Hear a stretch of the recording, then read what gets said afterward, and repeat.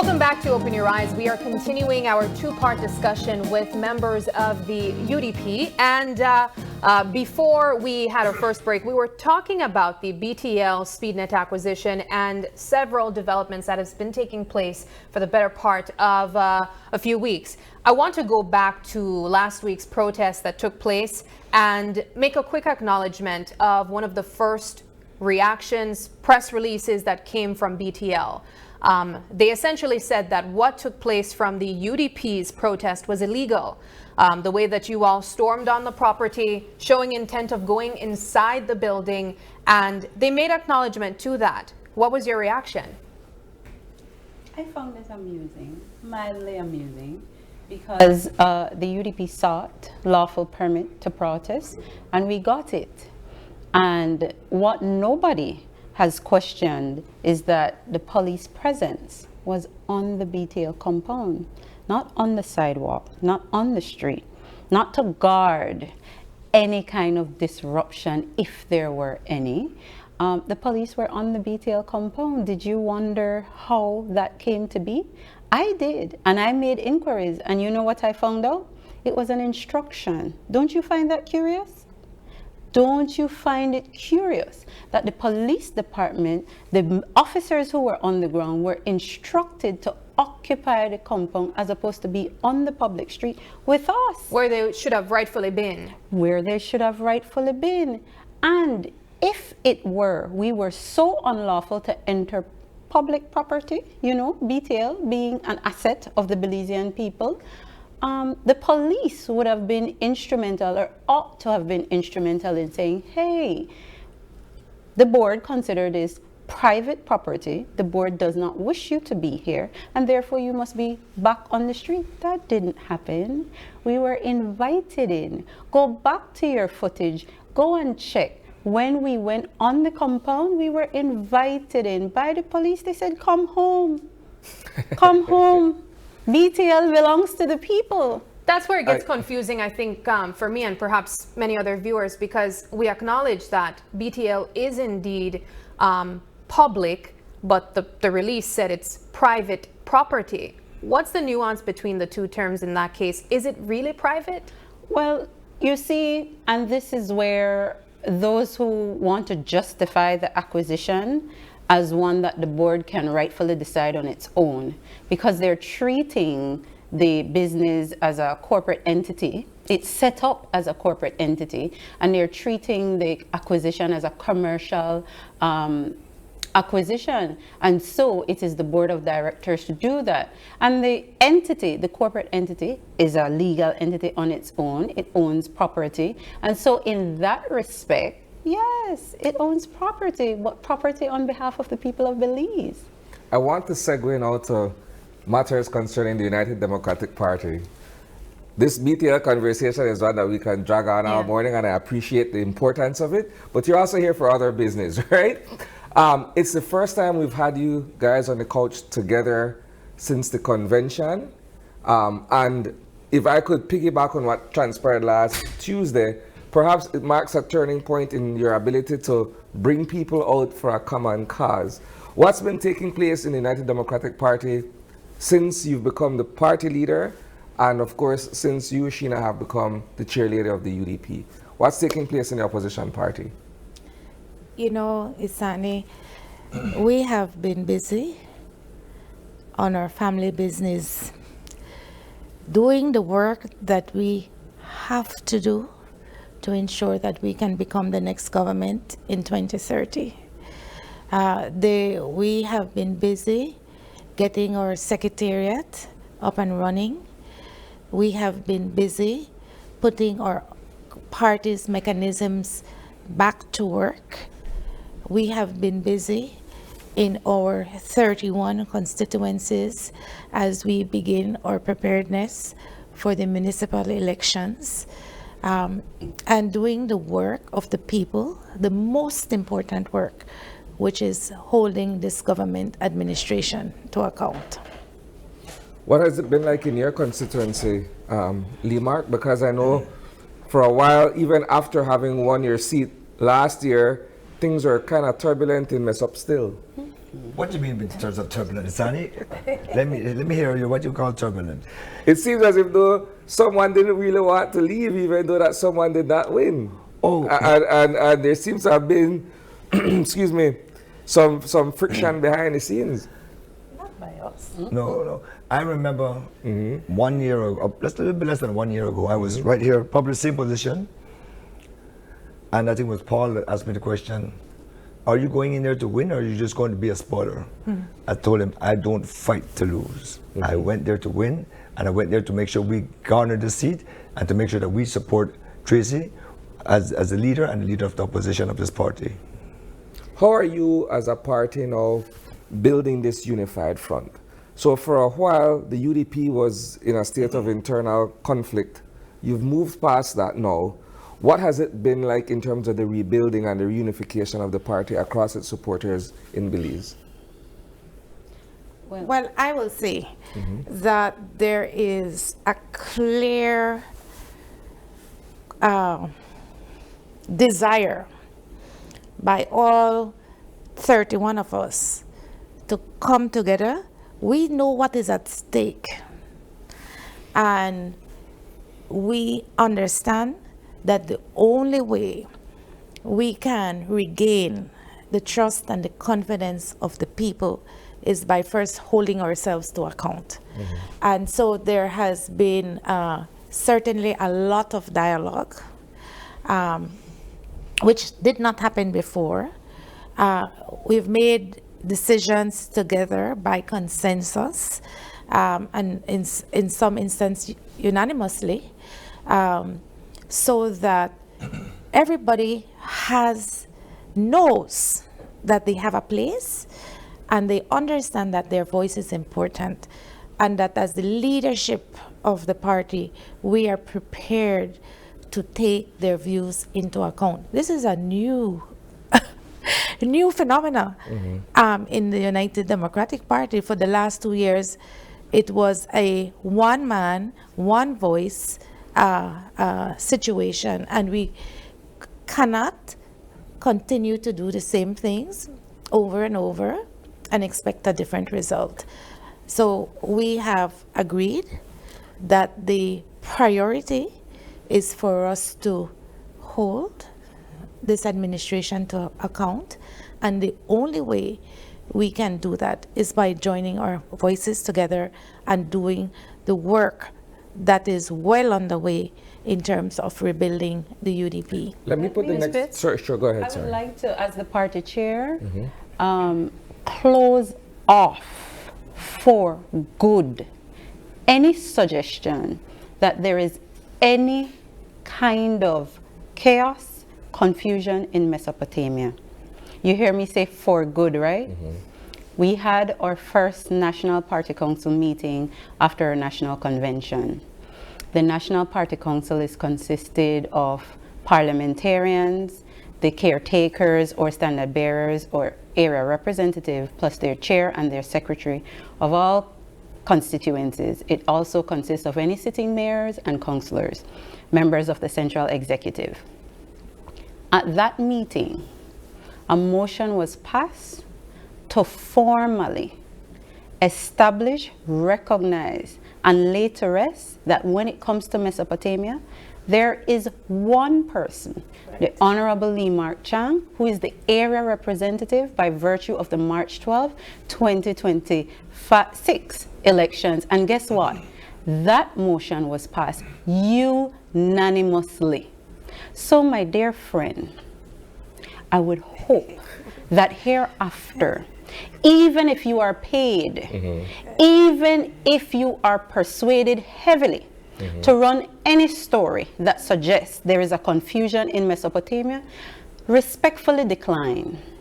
Let no money, let no influence carry any news media, any news article concerning Mesopotamia. The UDP is moving forward in the most united way. Our National Party Council meeting was nothing but love. I tell you, nothing but love. There was no quarrel, there was no fight, there was no shouting. Allow me one more question. Sure. Quickly. So, My next question is for Lee Mark, right? In the context of women in leadership. So the UDP for, I guess, most, if not all of its existence up until now, has been seen as a patriarchal organization, right? Where men were at the helm and men led the way all the way till earlier this year, last year, or what have you. As both What- mass parties, yeah. What has it been like for you in terms of accepting and appreciating the leadership of women in this political organization and the direction with which they're leading the party? Isani, I love to answer this. And my wife, I hope she's listening. You know who that the boss of my house? My wife. When you understand that, you sleep well. Women are an integral part of this entire political arena and our country Belize. They cannot be left outside. We all stand together. And I support the Honorable Tracy Panton for leader of the opposition and also the leader of the party. So men and women are equal. We have to move away from that 70s, 80s, or way back time where men dominate. This is a free, equal world now. We're on equal footing. And sometimes, I just jokingly say, sometimes women have more rights than us men. Feels that way sometimes, right? Careful. I said jokingly. But you know, Honorable Chang said something very important, and I want you to stay with it. Gone are the days when we recognize that there is a particular sex for a particular area. Why do we keep asking questions as if though that is the state of affairs, or it ought to be, or it can remain? I found the question to be very entrapping, as if though we don't sit here in leadership capacities. That wasn't the intention. My point is this. It is not about sex. It is about leadership and your ability to lead. In politics, it comes with Honorable Panton enjoys tremendous support, undoubtedly. And so naturally, she found herself in leadership. For myself, it was a bit of a fight, I can tell you. And the votes turned out that, hey, because at the end of the day, when you subject yourself to that kind of process, you have to walk away from it knowing that it's no longer about sex. The numbers put me here, the numbers put Honorable Panton But you would also there. appreciate that. I want to say one thing though, Isani. It's really about our competency and our capacity to lead. We may lead differently, but we have the ability to lead. And I say we lead because we lead with compassion. And that's perhaps unique to women, and we've seen it in this region and the Western Hemisphere and the Northern side, where women bring a different type of leadership, but leadership nonetheless. So I don't want, while I recognize the milestone we have made as women that both our chairperson and I represent in this country, we are the first.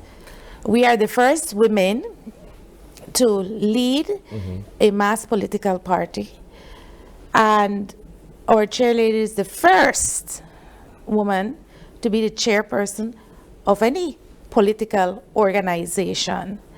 So I think that that is critical, but we are here not because we are women. We are here because we have the competency and the capacity to do the job. Fully understood. But what I'm pointing out is the fact that it represents a seismic shift in leadership. That's what I'm getting at. So I'm saying that perhaps in the background, there are some men who probably feel as though, okay, maybe we're on uncharted territory right now. How do we feel about, you know, after so many decades now being led by women? Maybe that's a thought that's within the party. I'm just putting that there. It's clearly a thought that you have, Isani, and I invite you to get on board. I certainly enjoy the full support of all my male colleagues on the UDP. I am the only female representative standard bearer for the United Democratic Party, and I have been able to command the respect and the support of my male colleagues. I think that speaks volumes of the UDP. Allow me to use your last point, Ms. Panton, to segue into a different topic.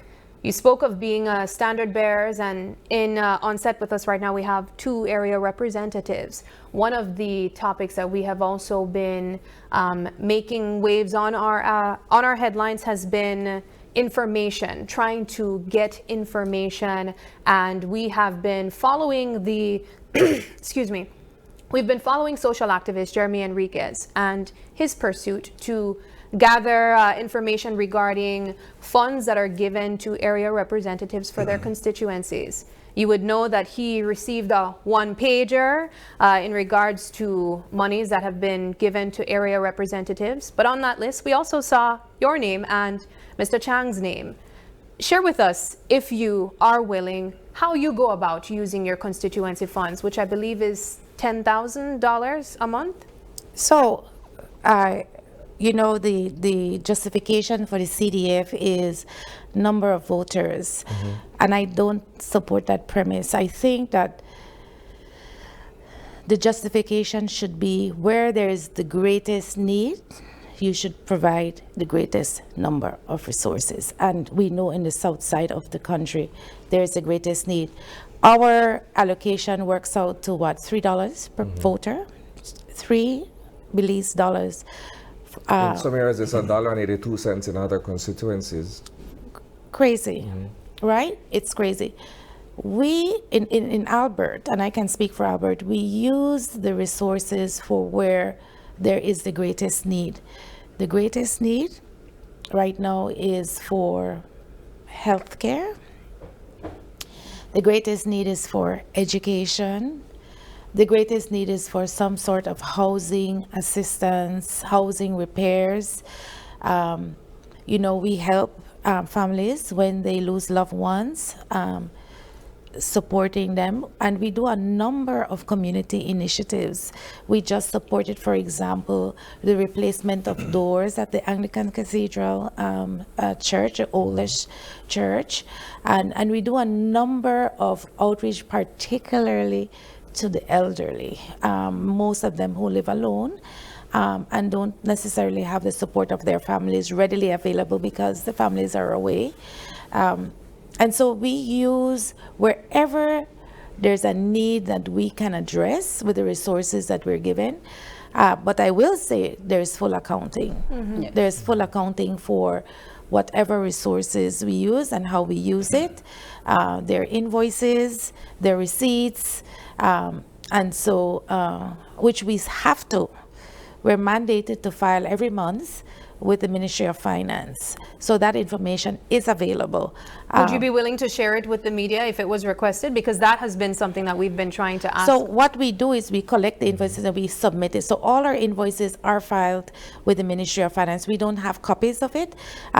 We just have the letter that states what are the allocations, you know, in the total amounts. But certainly the Ministry of Finance has available all the invoices and receipts for expenses we incur on behalf of the people. But there's Now, disparity I wanna- between. I wanna- There's one second, sir. There's a disparity between what is afforded to some constituencies over others, and I take your point about where's the greatest need. There should be bigger investments, right? But if you look at Stan Creek West, for instance, with over 9,000 or however many registered voters, it's the largest constituency by population. And the fact that Rodwell Ferguson is only getting $20,000 to service that entire constituency. 25, right? 25. 25,000, right? yes. It works out to about $1.82 per person, One right? of the largest constituencies. It is the largest in the country, right? But then you look at perhaps another area in Belize City where we have small constituencies. You look at the disparity of someone being able to get $3 versus someone being able to get $1.82. What can really be done in terms of providing the kinds of services to these people in these various communities that make up Stan Creek West, as opposed to Fort George or Mesopotamia? Here we are getting to the redistricting Right back to the same. conversation. And imagine, you hear what we're talking about? Do you know what we're spending our time on this couch talking about? The crumbs that we're giving to the taxpayers. Peanuts. We're quibbling over who get $1.82 and who get $3, but BTL want pay SpeedNet as smart $80 million. And we don't, that conversation doesn't get us angry enough. No, we are talking about when our people can't access primary health care, Isani, when we're investing $50 million in NHI, when we have babies dying at the KHMH, when we sell out our patrimony, when we sell off our, we acquire our dams and then sell them back, we did talk about $1.82 and we did talk about $3 to the people. And why is it that we don't hear every Belizean standing up against what we see happening in this country over and over and over and over again by the Briceño administration? I'm sorry, it angers me. It angers me. Because I have young mothers who can't take their children to a clinic because one, they don't get their proof of birth from KHMH. And you know why? Because they can't pay the bill. And if they get help to pay the bill, the cost of your birth certificate has gone up. So they have to wait again and they have to wait again and they have to wait again. And I have been relentless. Every time I have one of those cases, I call the CEO in the Ministry of Health. Every time I get one of those cases, I call the KHMH. Every time a sick grandmother is refused, has to come back because the specialist is not in today. People who have to travel all the way from PG to come to the National Referral Hospital to be turned back. So the government has a duty and an obligation to ensure that services are rendered to the taxpayers of this country. Whether it's in education, whether it's in health, whether it's in housing, we have to pull teeth to get help. A fire victim lost everything. And we made a request to the ministry responsible. We've eventually got the assistance. Eventually.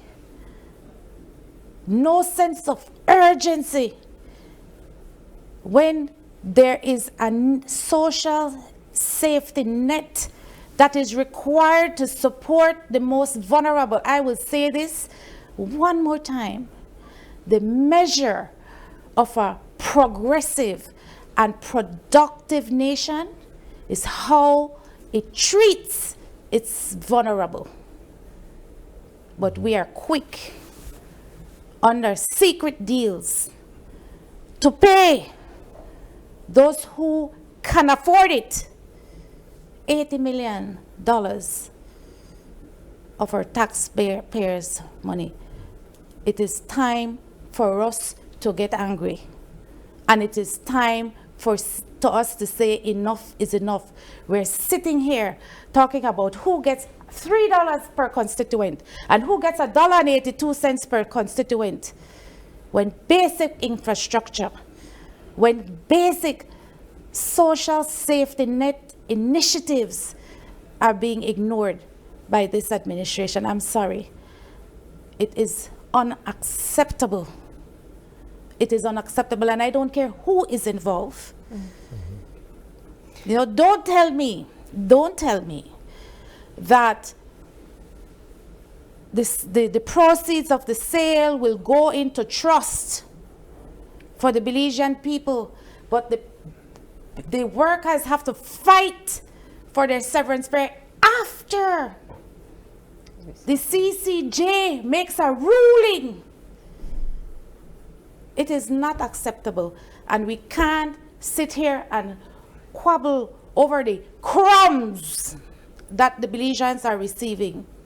Let us do the work that a government must do. The redistricting is important so that we can have some equity in representation and how services are provided to the most needy and the most vulnerable in our societies. I hear your point, Ms. Panton, but I think it's important for us to acknowledge as many issues as we possibly can, highlighting the funds that are given to constituencies and the need for equitable distribution does not discredit that we still acknowledge that there is a concern with the BTL SpeedNet acquisition. No, and my comment wasn't necessarily targeted at the question. Okay. So if you received it that way, let me clarify. Belizeans, all of us should be fighting for redistricting. Yeah.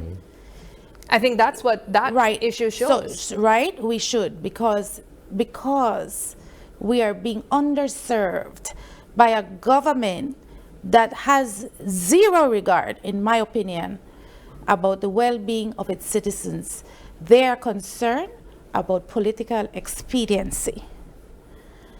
And we have a political prerogative. The United Democratic Party has a political prerogative, but the issues facing us are not political issues. They're human issues that are the most vulnerable in our country have to bear.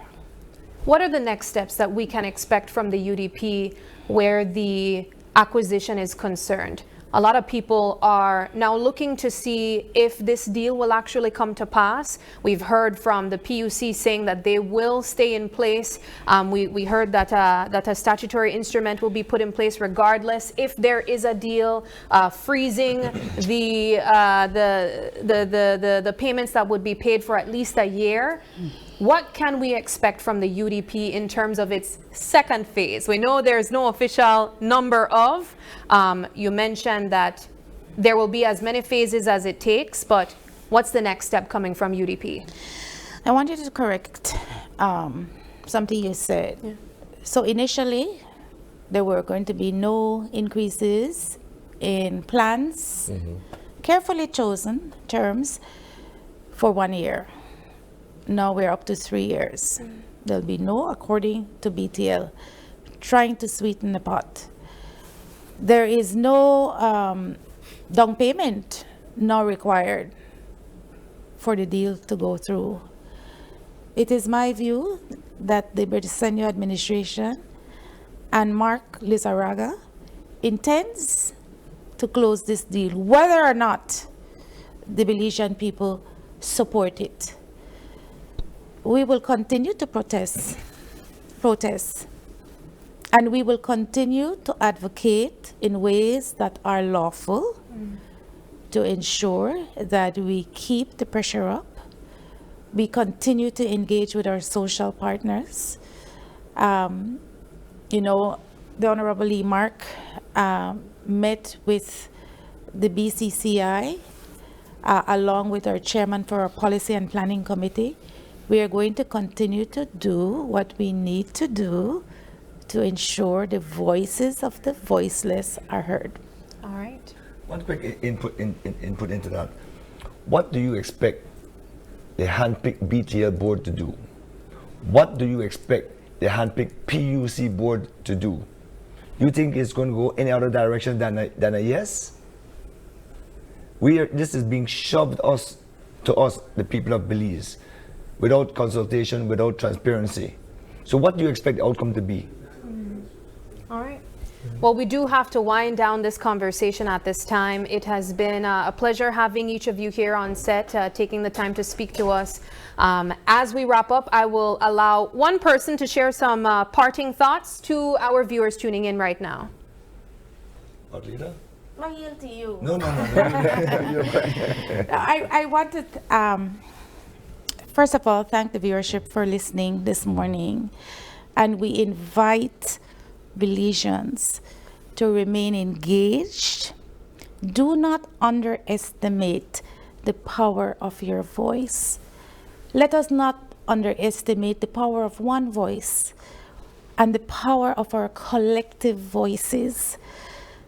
We cannot sit by and allow injustices to continue to happen in this country.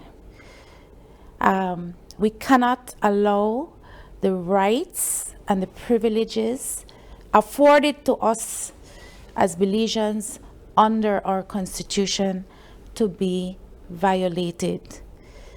A government is in place because we empower them. It's not the other way around. And so and it's not only the injustices happening in this country, what is happening in this region. And I heard your earlier conversation before we came on the situation in Cuba, which we didn't get a chance to talk about, but which I have very definite views on, Cuba has always been a good friend to Belize.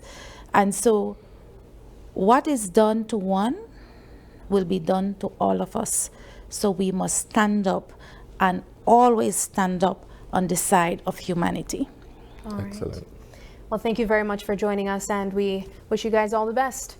Thank you. At this time, we take another quick break, but don't go anywhere. Our next conversation will be all about understanding the Nipah virus with Dr. Hidalgo.